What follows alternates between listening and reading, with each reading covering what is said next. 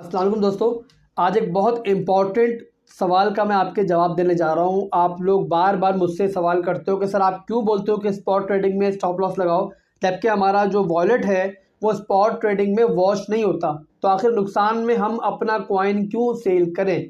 आपके इस सवाल का जवाब मैं बड़े आसान अल्फाज में दूंगा और कोशिश करूंगा कि इतनी आसान ज़ुबान यूज़ करूँ कि बच्चा भी कोई हो तो वो समझ जाए कि मैं क्यों आखिर स्टॉप लॉस लगाने को कहता हूँ ट्रेडिंग के अंदर। दोस्तों, आप ये चीज़ पहले डिसाइड कर लो, आप क्रिप्टो मार्केट में आखिर हो क्यों? इन्वेस्टमेंट के लिए हो या फिर ट्रेडिंग के लिए हो?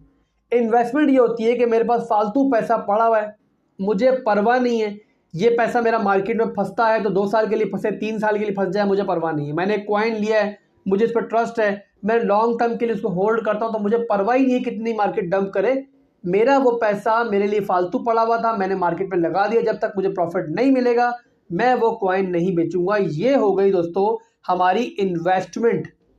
अब दोस्तों बारी आती है ट्रेडिंग की। ट्रेडिंग क्या होती है? मैंने आज एक कॉइन लिया है और मेरा मूड है कि यार मुझे थोड़ा प्रॉफिट मिलेगा तो मैं 2 से 3 दिन में बाहर आ जाऊंगा, ज़्यादा हुआ तो एक हफ्ते में बाहर आ जाऊंगा और बहुत ज़्यादा हुआ तो एक महीने में बाहर आ जाऊंगा। इससे ऊपर मैं इस कॉइन को होल्ड करना नहीं चाहता।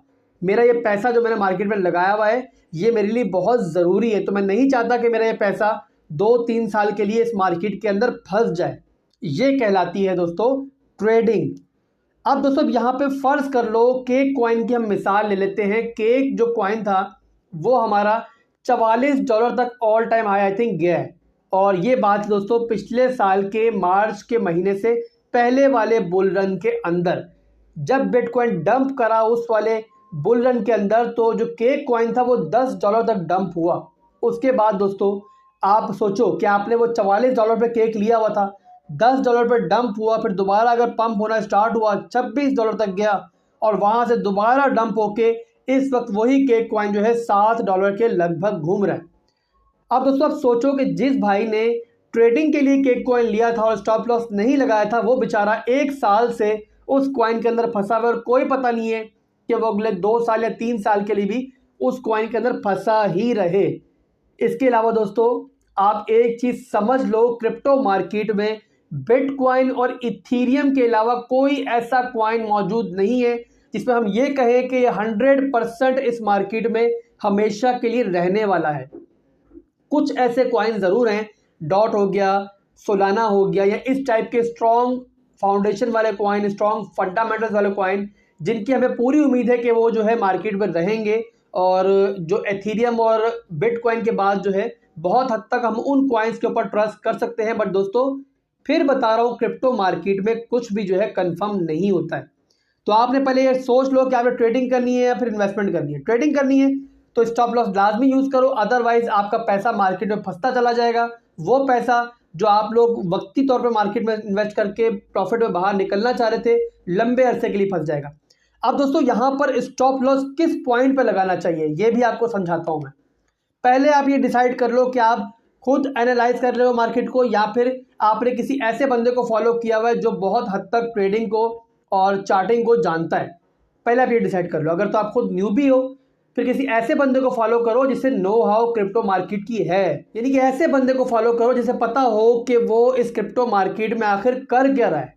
फिर ऐसे बंदे को फॉलो करते हो जहां वो स्टॉप लॉस लगाता है, वहीं उसी पॉइंट पे आप स्टॉप लॉस लगा लो।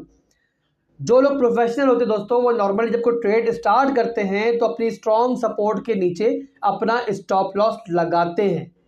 इसके अलावा दोस्तों आपने एक और चीज का ध्यान रखना है, जब आप स्टॉप लॉस लगाते हो फिर आप टेंशन फ्री हो जाओ, मार्केट को बार बार मत देखो। या तो आपका टीपी हिट होगा, इनटेक प्रॉफिट हिट होगा तो आप फायदे में आ जाओगे, अदरवाइज स्टॉप लॉस हिट होगा तो कोई टेंशन नहीं है, मार्केट नीचे जाएगी, हम कोई नई ट्रेड देखेंगे और उस ट्रेड में दाखिल हो जाएंगे। नॉर्मली दोस्तों क्या होता है, जब भी कोई ट्रेड ली जाती है तो वो रिस्क और रिवॉर्ड को मैनेज करके ली जाती है। यानी कि मैंने 10 ट्रेड्स ली हैं, उन 10 ट्रेड्स के अंदर अगर कोई ट्रेड भी मेरा स्टॉप लॉस हिट करेगी तो मैं 1% पोर्टफोलियो लॉस के साथ मार्केट से बाहर आ जाऊंगा। बट दोस्तों अगर वही ट्रेड मेरी अपने टीपीएस को हिट करेगी तो मुझे 20 to 30% प्रॉफिट भी मिलेगा। इस तरीके से आप अगर 10 ट्रेड लेते हो और 10 में से अगर आपकी 6 ट्रेड भी हिट हो जाती है, वैसे नॉर्मली जो अच्छा ट्रेडर होगा उसका जो एक एवरेज आपकी होती है टीपीज हिट होने की वो नॉर्मली 8 से 7 के दरमियान होती है, जो बहुत चीता भी होगा। ऐसा दुनिया में कोई भी ट्रेडर नहीं है, ऐसा दुनिया में कोई भी गुरु नहीं है जिसकी तमाम की तमाम ट्रेड सक्सेसफुल रहती हो। स्टॉप लॉस दोस्तों होता ही हिट होने के लिए। अगर 10 में से आपकी 8 ट्रेड्स भी प्रॉफिट में जाती हैं तो ओवरऑल आप अंदाज़ा लगा लो कि एट द एंड आप मार्केट से प्रॉफिट लेकर ही निकलोगे। ये होती है आपकी ट्रेडिंग। अब आपको दोस्तों समझ में आ चुकी होगी ट्रेडिंग और इन्वेस्टमेंट का फर्क। पहले आप डिसाइड कर लो आप ट्रेडिंग कर रहे हो, इन्वेस्टमेंट कर रहे हो, फिर आप दोबारा मुझसे ये सवाल नहीं करोगे। क्लियर कर दूं, दोबारा समराइज कर दूं, इन्वेस्टमेंट कर रहे हो, लॉन्ग टर्म के लिए कर रहे हो, परवाह नहीं है पैसा डूबे कहीं भी जाए, तो फिर आप टेंशन फ्री होकर स्टॉप लॉस यूज मत करो स्टॉप लॉस स्पॉट ट्रेडिंग में। बट क्या करो, हमेशा स्ट्रॉन्ग फंडामेंटल्स वाले क्वाइन को होल्ड करो, शिट क्वाइन से दूर रहो। ठीक है दोस्तों। और अगर ट्रेडिंग कर रहे हो भाई तो फिर आप स्टॉप लॉस को इस्तेमाल करो। खुद को, अगर आपको ट्रेडिंग नहीं आती है, खुद को चार्ट देखने नहीं आती है, तो अल्लाह का वास्ता है किसी ऐसे बंदे को फॉलो करो जिससे ये सब कुछ आता हो। किसी जोकर को फॉलो मत कर लेना जिससे कुछ नहीं आता और दूसरों की ट्रेडिंग देख के, वो दूसरों के सिग्नल्स लेके वो आपको कॉपी करके दे रहा हो, उसको पता ही ना हो कि वो क्या कर रहा है।